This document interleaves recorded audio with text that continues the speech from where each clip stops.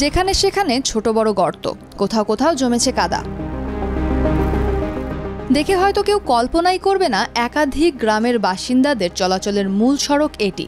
শুধু এক বা দুই জায়গায় নয়, এমন বেহাল দশা গ্রামের ফটিকছড়ি উপজেলা থেকে উত্তর পাইনদং পর্যন্ত ৬.৫ কিলোমিটার দীর্ঘ সড়কের অধিকাংশ স্থানে।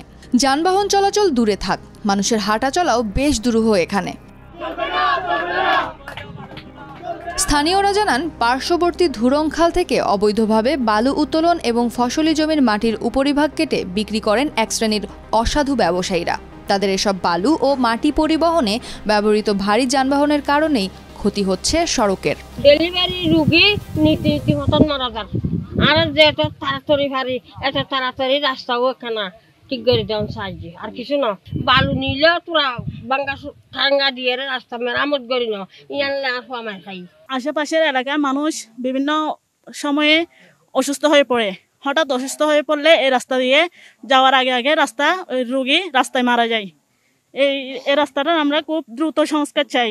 এই রাস্তাটার এই অবস্থা হয়েছে, অবৈধভাবে বালু আর মাটি কাটার গাড়ি এদিক দিয়ে যায়, বালুর গাড়ি মাটির গাড়ি যায়, সেজন্য এটা এত বেশি ভেঙে গেছে। রাস্তাটা খুব খারাপ অবস্থা এখানে।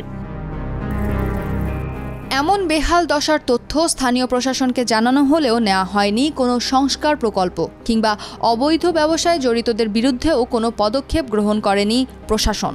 এই সড়কে যে অবৈধ মাটি কাটার গাড়ি চলাচল করে এবং অবৈধভাবে কাল থেকে বালি উত্তোলন করে, এগুলো বন্ধ করতে হবে। প্রশাসনের প্রতি আমরা এলাকারবাসীর পক্ষ থেকে আবেদন জানাচ্ছি এবং আকুল অনুরোধ করতেছি যে এই অবৈধভাবে মাটি কাটা এবং বালি উত্তোলন বন্ধ করতে হবে এবং তার বিরুদ্ধে যথাযথভাবে ব্যবস্থা নিতে হবে আইনিভাবে। অবশেষে ক্ষতবিক্ষত সড়ক সংস্কারের দাবি জানাতে মানববন্ধন করেন স্থানীয়রা। এতে অংশ নেন শতাধিক নারী পুরুষ। নতুন বাঁধ নির্মাণ হয়েছে, ইউনু মহোদয় এখানে আশ্বাস দিয়ে গেছেন যে এটার পাশে যদি কেউ অবৈধভাবে বালি বা কোনো কিছু করে তাহলে তাকে অবহিত করার জন্য। আমাদের নতুন হাটের পাশে বালি তোলা হচ্ছে এবং কালভার্ট ভেঙে ফেলা হচ্ছে। সড়ক সংস্কারের পাশাপাশি দাবি জানানো হয়েছে খাল থেকে অবৈধভাবে বালু উত্তোলন এবং ফসলি জমির মাটি কাটা বন্ধে যথাযথ উদ্যোগের। এই সড়ক বর্ষাকাল আইলি হাঁটু পরিমাণ খাদ হয় এবং ফুদিন কাল আইলি হাঁটু পরিমাণ বালু হয়, যার কারণে আর ছেলে মেয়ে কল অনেকদিন এই ক্লাস করি না পারে। বেড়াজালি মসজিদিয়া মাদ্রাসা যাইবের প্রধান সড়ক হয়ে যাইবে এবং পাশাপাশি আর মমস্বর রোগী এবং ডেলিভারি রোগী এই রাস্তা দিয়ে যাতায়াত গরম পড়ে এবং বোধ ডেলিভারি এই রাস্তার মাঝখানে ডেলিভারি হয়ে যাই আল্লাহর অবস্থায়। তো আর সাহায্য বিশেষ করে এই ফটিকছড়ি ইউনু মহোদয়ের সদৃষ্টি কামনা করি এবং আরো অন্তর্বর্তীকালীন সরকারের কাছে আকুল আবেদন এবং জোর দাবি জানাই যে আর এই রাস্তা দ্রুত সময়ের মধ্যে আর যেন আগের মতন সুন্দর করে রাস্তা সংস্কার করে দেয়। স্থানীয় বাসিন্দাদের এমন সরব উপস্থিতিতে টনক নড়েছে প্রশাসনের। বেহাল দশায় থাকা সড়কটি পরিদর্শন এবং সংস্কারের প্রতিশ্রুতি দিয়েছেন উপজেলা নির্বাহী কর্মকর্তা।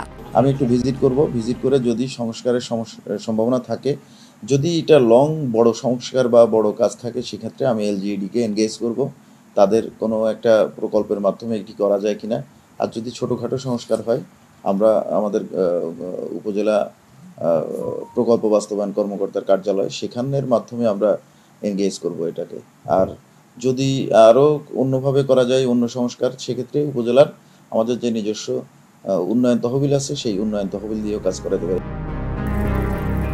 ফটিকছড়ি উপজেলা থেকে উত্তর পাইনদং পর্যন্ত ধুরংখাল তীরবর্তী ৬.৫ কিলোমিটার দীর্ঘ এই সড়ক সবশেষ কবে সংস্কার করা হয়েছিল সে তথ্যও দিতে পারেনি সংশ্লিষ্টদের কেউ।